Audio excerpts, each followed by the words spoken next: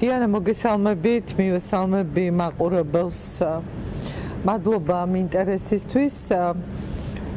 ეს პირველ რიგში მინდა გამოვეხმაო, რომ სწორედ ევროპის საბჭოს საპარლამენტო ასამბლეის მონიტორინგის წევრების ვიზიტს ეს მნიშვნელოვან დროს ემთხვევა და სხვა შორის დღეს დილით საპატიმროში ვიყავი, მოვინახულე პატიმრები, მათ შორის ანდრო ჭიჭინაძე, რომელთანაც შესული იყო დღეს მონიტორინგის ჯგუფი და ესაუბრებოდნენ მას ამ არსებულ ძალიან კრიტიკულ ვითარებასთან დაკავშირებით.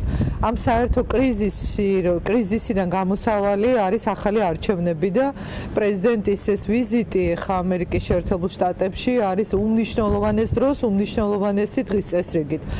მას ექნება საერთო პოზიცია, რა პირობებში, რა მოცემულობით უნდა ჩატარდეს არჩევნები, რომელიც უნდა დაინიშნოს ახალი არჩევნების წინაპირობა რა არის და ამ წინაპირობის, ანუ ძირითადი პრინციპების, ანუ ერთიანი ხედვის შეჯერება მოხდა პოლიტიკურ პარტიის, ძირითად პოლიტიკურ პარტიებთან, სამოქალაქო საზოგადოების წარმომადგენლებთან და რაც მთავარია იმ ადამიანებთან, ვინც საქართველოს მშვიდობიანი ევროპული მომავლისთვის იბრძვის. ეს ძირითადი პრინციპები, რომელიც პრეზიდენტს გასაზიარებლად ექნება ამ ვიზიტის დროს საკმაოდ დიდი ხნის განმავლობაში ჯერდებოდა, თქვენ გახსოვთ იყო რამდენიმე შეხვედრა, სხვადასხვა დროს, სხვადასხვა ფორმატით და საბოლოოდ მაინც ერთიანი ხედვა არსებობს ძირითად საკითხებთან დაკავშირებით, ხო ეს ახალი არჩევნები უნდა იყოს ახალი საარჩევნო ადმინისტრაციის პირობებში, ისეთ ვითარებაში, სადაც არ იქნება პოლიტიკური ჩარევა პირველ რიგში სასამართლოს როგორც ინსტრუმენტად გამოყენების და ძალოვანი უწყებების ეს გულისხმობს სამართლიან საარჩევნო პირობებს და ეს გულისხმობს საარჩევნო დავების სამართლიანად გადაწყვეტა. ძალიან მნიშვნელოვანია იმ საფრთხეების განეიტრალება, რომელიც არსებობს აი ამ ჩარევების თვალსაზრისით რუსეთის მხრიდან. ძირითადად ეს იქნება საერთო ხედვა, იმიტომ რომ ეხლა მნიშვნელოვანი ვიზიტია, მნიშვნელოვანი ვიზიტის დროს. კი ბატონო, საერთო მოთხოვნა ეს არის ახალი ადმინისტრაციის თუ ახალი არჩევნები იქნება, ეს უნდა იყოს ახალი ადმინისტრაციის პირობებში. სწორად გავიგე? ახალი არჩევნები ბუნებრივია განახლებული საარჩევნო ადმინისტრაციის პირობებში. ამ საარჩევნო ადმინისტრაციის პირობებში არჩევნების ჩატარებას არანაირი აზრი არ ექნება, ამიტომ ახალი არჩევნები გულისხმობს ახალ საარჩევნო ადმინისტრაციას, სამართლიან წესებს, ხო იმ გარემოს შექმნას, რომლის პირობებშიც ახალი არჩევნების ჩატარება უნდა იყოს შედეგის მომტანი და ძალიან მნიშვნელოვანია იმ რეკომენდაციების გაზიარება, რომელიც არის EUTO ODIHR-ის და სხვა საერთაშორისო ორგანიზაციების მხრიდან.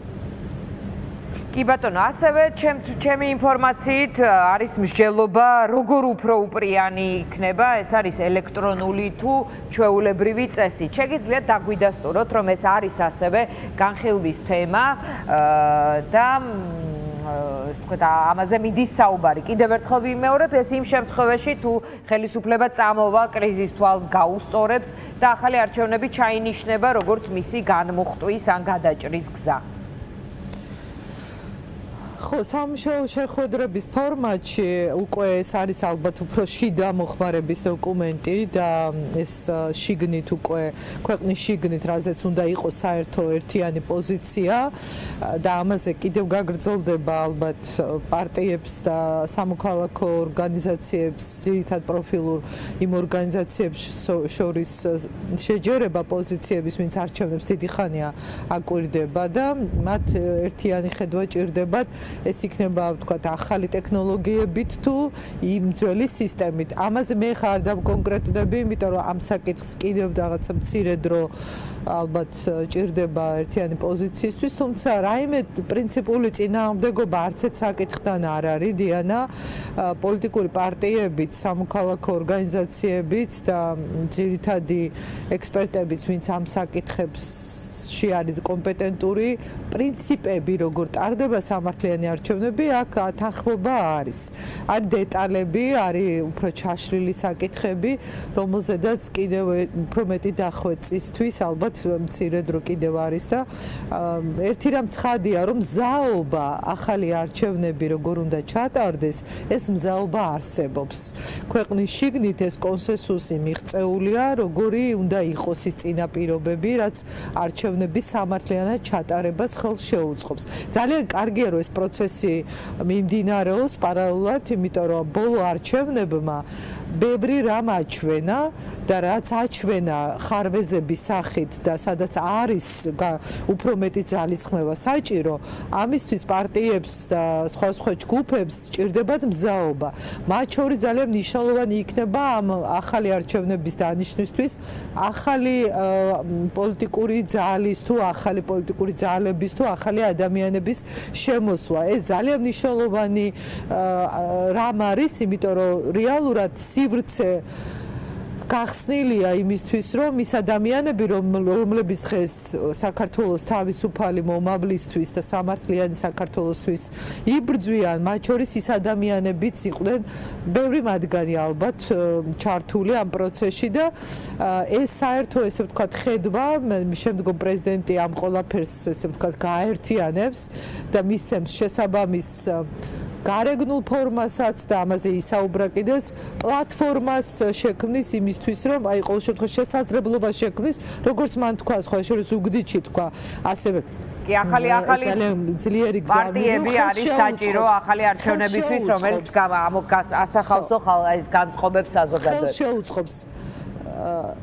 ხელს შეუწყობს ამ პროცესს, ასე რომ იმ ბოლო, ესე ვთქვათ, ბოლო ძალიან დრამატული, საშინლად ჩატარებული არჩევნების შემდგომ, რა პრობლემებიც აჩვენა ამ ელექტრონულმა სისტემამ, თუმცა არის იქ სხვა მნიშვნელოვანი და კარგი მომენტები, რომელიც საჭიროა ვთქვათ, რომ ნებისმიერ შემთხვევაში დარჩეს, ამ ყველა გამოწვევის საპასუხო ნაბიჯებისთვის მზად უნდა იყოს პოლიტიკური სპექტრი. არჩევნები რო დაინიშნოს ხვალ, ზეგ, ამის მზაობა უნდა არსებობდეს და კარგია რომ ეს პროცესი მიდის და ამ პროცესს პრეზიდენტი უძღვება, ის არის ამ პროცესის ლიდერი, რომ ეს მზაობა იყოს არა მხოლოდ ესე ვთქვათ მორალურ და პოლიტიკურ დონეზე, არამედ საარჩევნო პროცედურების და ტექნოლოგიების დონეზეც კი. თუმცა რა თქმა უნდა ამჭირდება მნიშვნელოვანი წინაპირობები. ამ პროცესს ჰქონდა მნიშვნელობა, რომ ეს შეთანხმება ყოფილიყო ვიდრე შტატებში გამგზავრებამდე, ანუ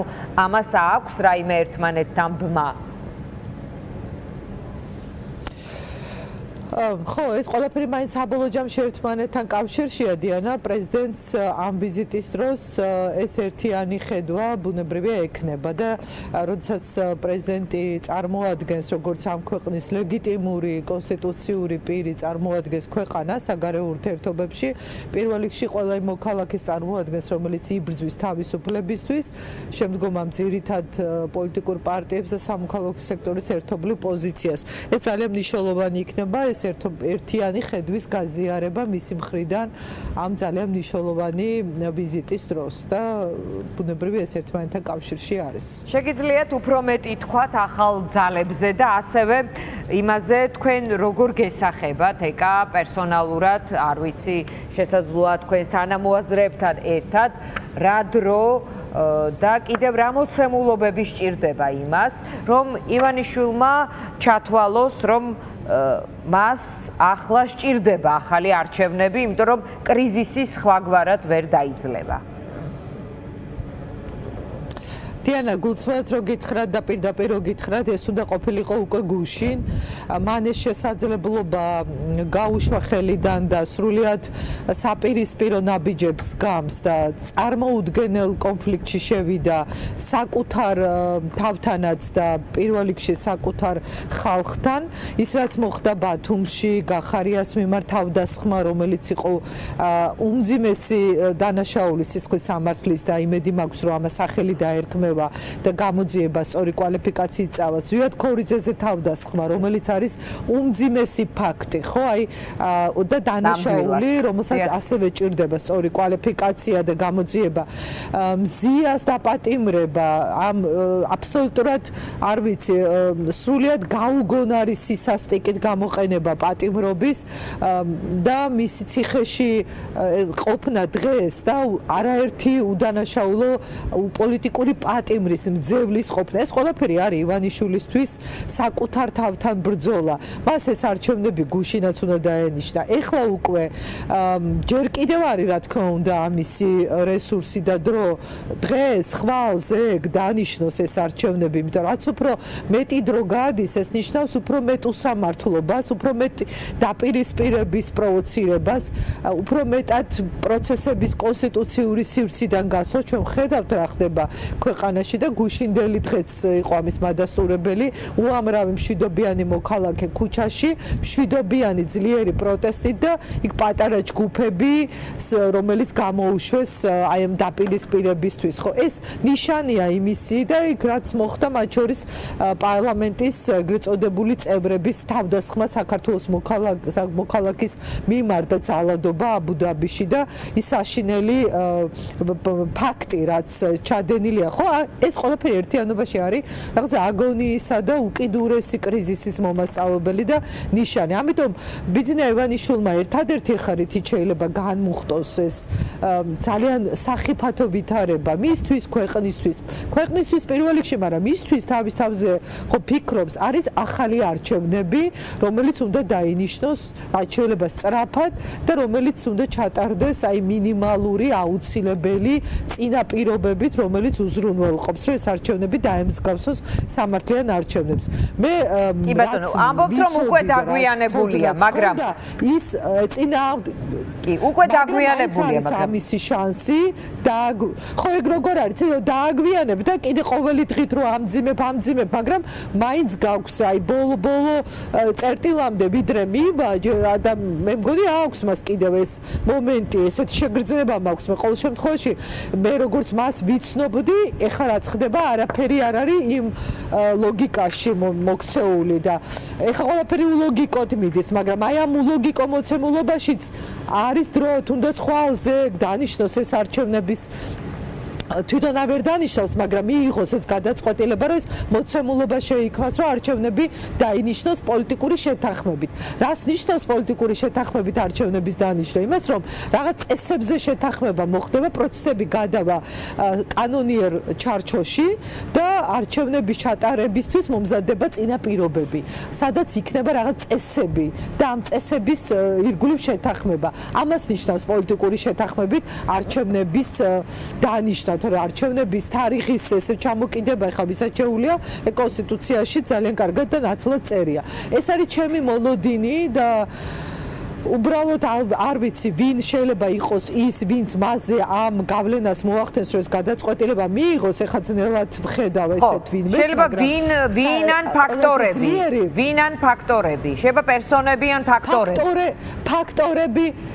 ფაქტორები უფრო და ეს ფაქტორები პირველი ფაქტორი და ყველაზე ძლიერი ფაქტორი ეს არის უწყლეტი ძლიერი მშვიდობიანი პროტესტი რაც ქვეყანაში მიმდინარეობს გარე საერთაშორისოს ეწოლა მეგობრები საქართველოს მეგობრების რომლებიც ცდილობენ სხვადასხვა მექანიზმების გამოყენებით რომ მიაღწიონ ამ სამართლიან გადაწყვეტას და ამ პრობლემის დაძლევაში მათ მნიშვნელოვანი როლი შეიტანონ და როგორც უფრო მეტად ეს რამდენად ძლიერი იქნება ეს ორივე ფაქტორი დიანა ეს ბუნებრივად მოიტანს ამ შედეგს და მოიტანს მალე იმ მოსამართლეებმა უნდა იცოდნენ რომ ჩვენ ყველა მათგანის დასანქცირებას მოვითხოვთ ვინც ამ პოლიტიკურ გადაწყვეტილებებში ასრულებს რეპრესიული მექანიზმის ყველაზე მნიშვნელოვან და ცუდ როლს ცუდ როლს, ყველაზე ცუდ როლს და ყველაზე ძლიერად ეხმარება რეპრესიულ სისტემას.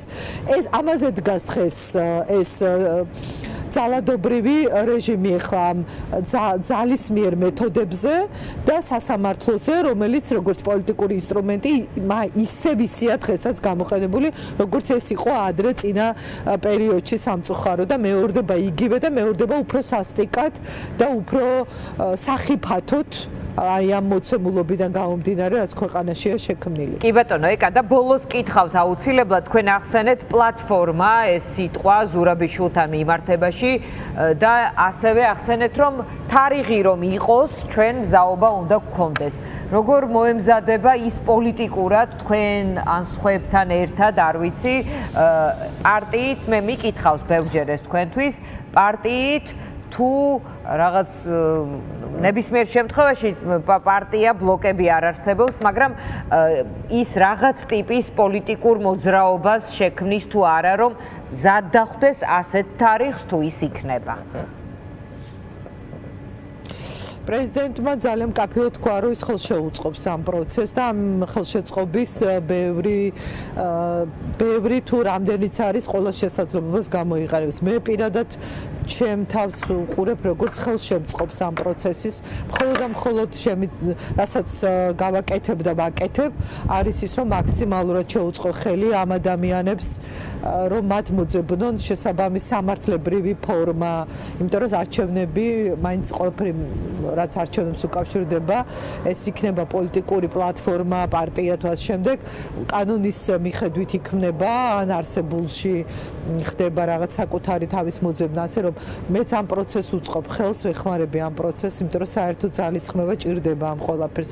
დანარჩენი მეტი კონკრეტიკა ასე არ შემილია დღეს საუბარი ბუნებრივია, მაგრამ მთავარი არის ეს გადაწყვეტილება და ეს ადამიანები, ვინც მზად არიან ამ პროცესში, იყვნენ ჩართულები.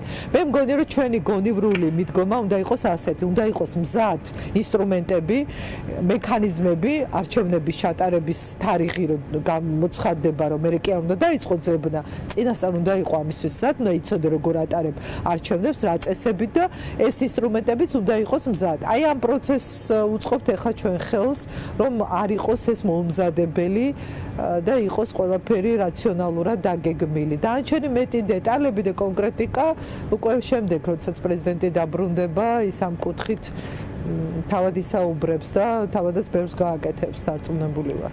კი ბატონო, მადლობა. მადლობა ეკაბესელია პასუხობდა ჩვენს კითხვებს. მადლობა მას და მე მინდა მაყურებელს მოვუყვე ქართული ოცნების